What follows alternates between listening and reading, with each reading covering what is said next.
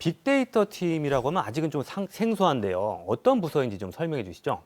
네, 그 빅데이터라고 하는 그 말 그대로 그런 어떻게 보면 우리가 그 과학적인 그 수단을 좀 쓸 수 있는 그런 일들을 담당하고 있는 부서라고 보시면 되고요.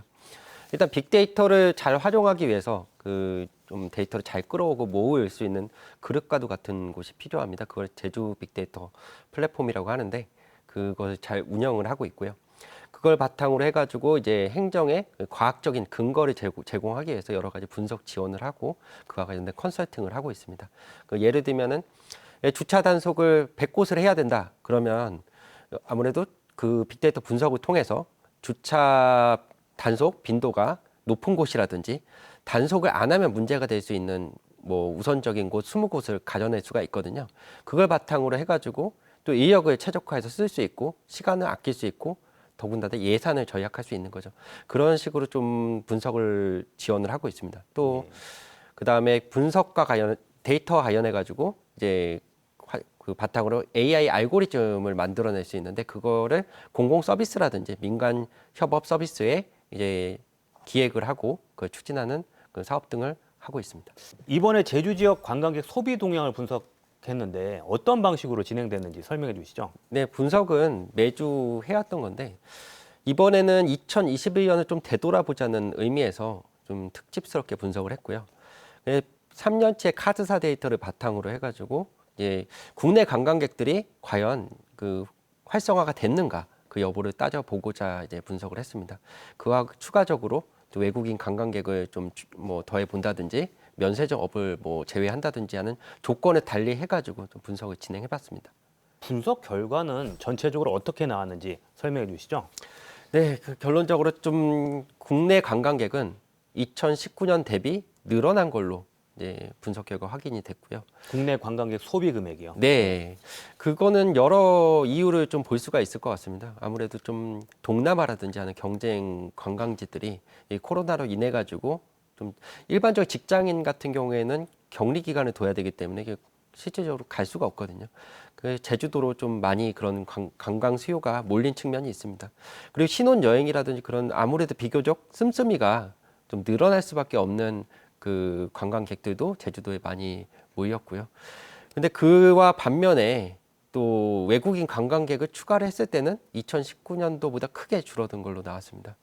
그리고 1인당 뭐 소비 금액도 아무래도 좀 외국인 관광객을 더했을 때는 국내 관광객하고 다르게 이용 금액이 줄어든 거를 확인할 수 있었는데요.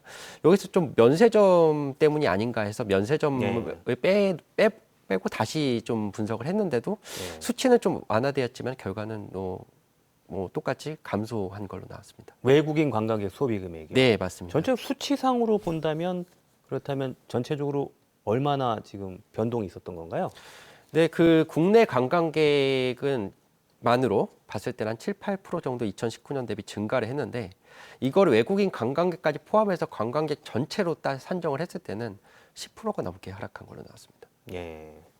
그렇다면 이제 코로나 이후에 제주 경제가 지금 침체되고 있다고 봐도 되는 건지 어떻게 지금 분석해야 되나요? 침체되고 있다라고 보기에는 타 지역 대비 상대적으로는 선방하고 있다라고는 보여집니다. 근데 이제 뭐 우리가 이 코로나 이전 상황을 좀 유지하는 데 성공하고 있느냐라는 거는 글쎄 그렇게는 좀 보기 어려울 것 같고요. 예. 지금 당장 국내 관광객이 활성화되었다라고 하더라도 코로나가 이제 점차 된다는 걸 가정했을 때는 이제 외국인 관광객이 뭐 활성화될 수 있는 동력이 없는 가운데서 이제 국내 관광객들이 언제든지 경쟁 이제 해외 관광지로 빠져나갈 수 있다라는 위험 요인도 커지고 있다 그렇게 보고 있습니다. 결론적으로는 그 내국인 관광객들의 소비는 늘었지만 외국인 관광객들의 씀씀이가 크다 보니까 이 부분을 만회하지는 못했다는 건데 현재 그 외국인 관광객의 소비 비중은 그렇다면 어느 정도로 그 봐야 될까요? 네, 그 입국의 기준으로 봤을 때는 한 국내 관광객과 외국인 관광객이 9대1 정도였습니다. 입도 관광객 숫자요. 네네, 2019년 기준으로 그렇고요. 예. 지금은 외국인 관광객이 아예 없는 상태죠. 예. 그런데 2019년도에서 외국인 관광객이 차지한 소비 비중은 20%였습니다. 예. 그러니까 그러니까 20%의 금액이 빠져나간 셈인데 아무리 국내 관광객이 활성화됐다라고 하더라도 이 금액을 메꾸지 못한 걸로 보고 있습니다. 그렇다면 그 제주 관광에서 외국인 관광객들의 공백이 아직까지는 상당히 크다는 건데 앞으로 제주 경제가 좀 더 활성화되려면 외국인 관광 시장이 회복돼야 된다는 이야기로 자연스럽게 연결이 되는 것 같아요. 예, 어떻게 지금 분석하고 계신가요? 외국인 관광객의 활성화가 가시적으로 좀 우리 소비 금액을 좀 끌어올릴 수는 있겠지만 지금 예. 국내 관광객 수치가 그 이용 금액 수치가 2019년을 뛰어넘었다라는 것도 굉장히 뭐 의미 깊은 결과라고는 생각을 하고 있고요. 저희가 국내 관광객을 위주로 일단은 좀 마케팅이라든지 여러 가지 좀 전략적인 접근을 할 필요가 있다라고 생각을 합니다. 외국인 관광객의 비중이 컸다라는 게 이번 분석 결과로 확인된 거긴 하지만 네. 그렇다고 우리가 어떤 현실적인 부분을 도외시하고 외국인 관광객에만 전적으로 매달릴 수는 없는 상황인 걸로 보여집니다. 내국인 관광객들의 소비는 코로나 이전보다 늘었다는 이야기군요. 네, 맞습니다. 그 부분도 좀 설명해 주시죠. 네, 그 전체적으로 금액은 뭐 한 8% 정도 늘어났고요. 네. 그다음에 1인당 이용 금액은 그보다 더 상회하는 수치로 좀 뭐 뛰어오른 걸로 저희 분석 결과 확인이 됐습니다. 여기는 그 아무래도 좀 그 제주도가 아무래도 코로나 상황에서 이제 여러 가지 좀 일상생활을 할 때 그 제한이 되지 않습니까? 내가 소비를 할 수 있는 뭐 그 영업 시간 제한이라든지 예. 그 인원수 제한이라든지 그런 억눌리는 그런 상황에서 제주도에 오는 관광객들의 심리가 이런 게 있죠. 그 내가 비행기를 타고 왔는데 라는 심리가 있는데 그런 심리가 아무래도 좀 소비 촉진으로 이어지지 않았나 그렇게 저희는 분석하고 뭐 있습니다. 보복 소비라고도 이야기하는데 그런 부분이 실증이 된 거군요. 네, 맞습니다. 그럼 이번 분석 결과를 앞으로 어떻게 그 활용해야 될 것인지 앞으로 그 제주 관광 산업에 어떤 변화가 필요하다고 볼 수 있는지 좀 말씀해 주시죠. 네, 저희는 지원부서라서 아무래도 좀 실제적인 정책을 담당하는 현업부서의 판단이 좀 중요하겠지만 분석 결과로만 놓고 보자면 아무래도 좀 외국인 관광객이 많이 좀 빠져나간 상황이기 때문에 기존의 외국인 관광객의 그 좀 비중이 높았던 상권이 있지 않습니까? 예. 그 누에마루 거리라든지 예. 칠성통이라든지 그런 상권들에게 과 내수 비중이 높은 상권과 좀 분리를 해가지고 좀 전략적으로 접근할 필요는 있다라고 보여지고요. 이제 국내 관광객과 관련해서도 제가 보기에는 지금이 골든 타임이 아닌가 생각을 하고 있습니다. 언제든지 이 활성화가 신기루처럼 빠져나갈 수 있다. 네. 지금 코로나가 풀리면은 그 지금 외국인 관광객이 안 들어오는 가운데서 국내 관광객이 다른 뭐 여타 경쟁 해외 관광지로 빠져나갈 수 있기 때문에 그 국내 관광객들에게 다시 오고 싶은 관광지로 각인시키는 관점에서의 좀 마케팅 노력이 필요하고요.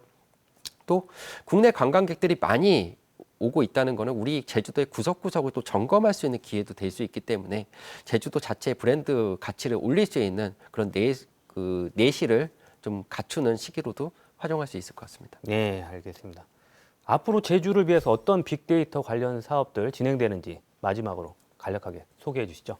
네, 지금 진행되고 있는 사항들만 말씀드리면은 저희가 월동 작물을 바탕으로 해가지고 이제 농업 종사자들이 그 예측을 하기가 되게 어려웠거든요. 그런 출하량과 가격의 단기적인 예측이 가능한 그런 분석 모델을 갖추고 이를 좀 쉽게 서비스하기 위한 뭐 계획을 지금 추진하고 있습니다.